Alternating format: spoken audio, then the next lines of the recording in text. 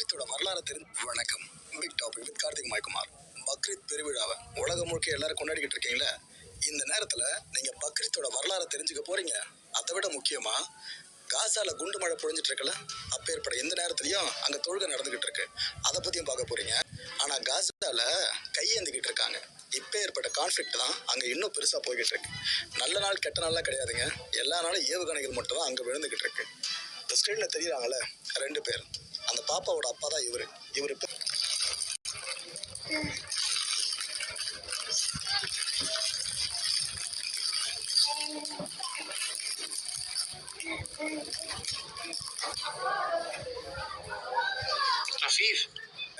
Just எங்களுக்காக pray பண்ணுங்க, அது போதும்னு சொன்னார்ல, அதான் ஹைலைட் மக்களே. சரி, ஓகே. இந்த பக்ரீத் பண்டிகை அப்படின்றது நமக்கு இங்க சந்தோஷமா பார்க்குறோம். Beneath the sands of modern-day Iraq, archaeologists uncovered the ancient city of Ur. Known from the Bible as the birthplace of Abraham, this remarkable city thrived around 2000 BCE, boasting grand ziggurats, temples, and a bustling marketplace that reflected its status as a major Sumerian center. As the excavation progressed, the team discovered that Ur had advanced infrastructure, including well-planned streets and an early form of writing, cuneiform tablets, that recorded everything from commerce to religious practices. These findings affirmed the city's prominence and provided tangible evidence that linked the biblical narrative to real history. The ruins of Ur, long lost to time, offered a profound connection to the patriarch Abraham, bringing his story out of myth and into historical reality. The most famous prophet in the Bible once destroyed nearly every piece of merchandise in his own father's shop. Why would God choose such a man to become the father of faith? Abraham's father, Terah, was an idol maker who sold statues of various gods. One day, while Abraham was left in charge of the shop, a customer came in to purchase an idol. Instead of completing the sale, Abraham challenged the customer's belief, questioning how a statue made of wood or stone could possibly be a god. After the customer left, Abraham decided to take even bolder action. He destroyed all the idols in the shop except for the largest one. When Terah returned and saw the destruction, he was furious and demanded to know who was responsible. Abraham pointed to the largest statue and claimed that the other idols had started a fight and the big one had smashed them all. Terah scoffed at the explanation, saying that idols couldn't move or act. Abraham seized the opportunity to make his point, arguing that if the idols couldn't even move, they certainly couldn't be gods worthy of worship.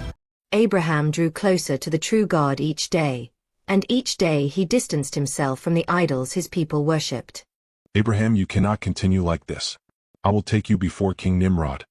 Abraham, why do you not worship the statues of our gods? Because fire burns them. Then worship fire. It is better to worship water, which can extinguish fire. Then worship water. No, because the clouds give us water. Then worship the clouds. No, because the wind is stronger and scatters them. Then worship the wind. No, because man also has breath, like the wind. Then worship man. No, because death is stronger than man and overcomes him. Then worship death. We must worship only the Lord of life and death. He is the one true God. You shall worship the Lord your God, and him only shall you serve. Matthew 4:10. Did you know? Abraham's claim that Sarah was his sister was technically true. She was his half-sister, sharing the same father but not the same mother. However, this was misleading because Sarah was also his wife.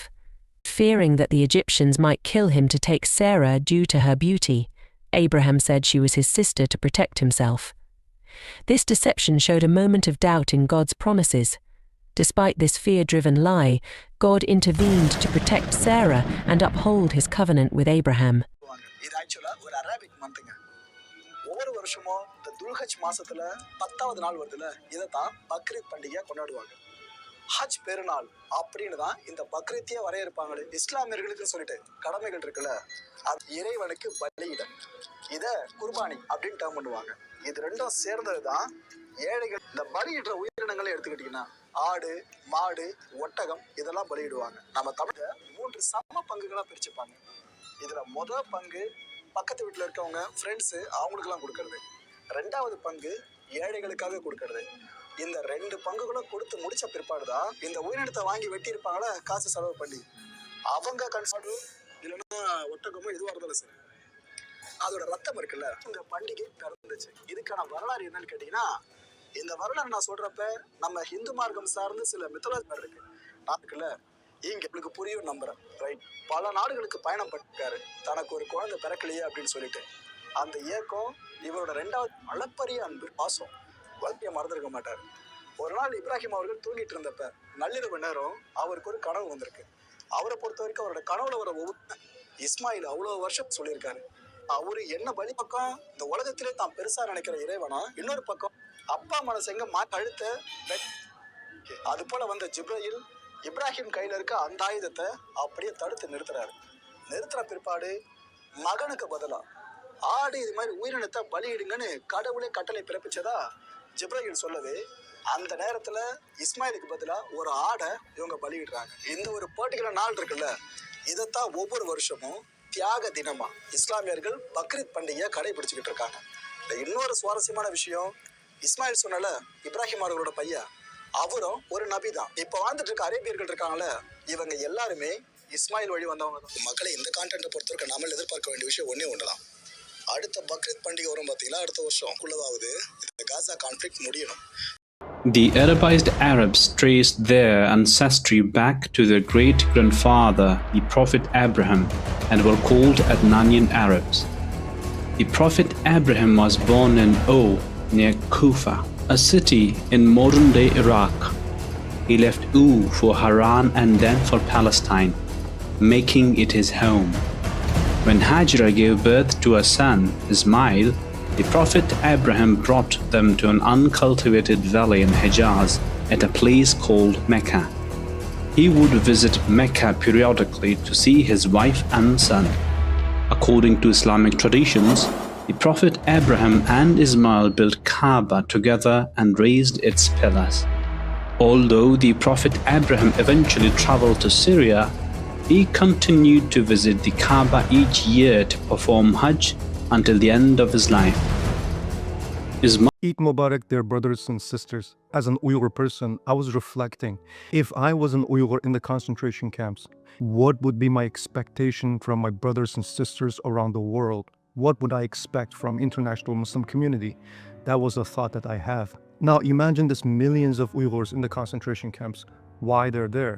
Because they refuse to worship China's Communist Party. Because they refuse to worship Xi Jinping. And they said, La ilaha illallah. That is why they end up in the concentration camps. Now millions of them are getting killed, tortured because they're Muslim, they read Quran, they prayed, and they taught people Quran. Many of our Quranic scholars, they're killed by the Chinese Communist Party. However, China needs you. China needs Muslim countries. Why? Because from economic perspective, they need to dump their products in the Muslim countries so they can make money. That's why they need you. They also need you because China needs Muslim countries to be allied with China against the United States of America. Whether it's from financial perspective, whether it's from political perspective, China needs you. Now, I'm pretty sure in this Eid, China will send their propaganda team to those selected mosques in East Turkestan. Those actors will pray there. They will perform Eid prayer. After that, they will dance, they will sing, and the China will serve these videos all around the world. Why? Because China needs Muslim countries as ally against United States. That is why your opinion is important. While China killing millions of Uyghurs in the concentration camps, also China needs to make sure all other Muslims, they think Uyghurs are happy, China is very Muslim friendly, and that China is allied of Muslims. As an Uyghur Muslim who was born and raised in a communist China, I ask you, please do not fall into the propaganda of the Chinese Communist Party.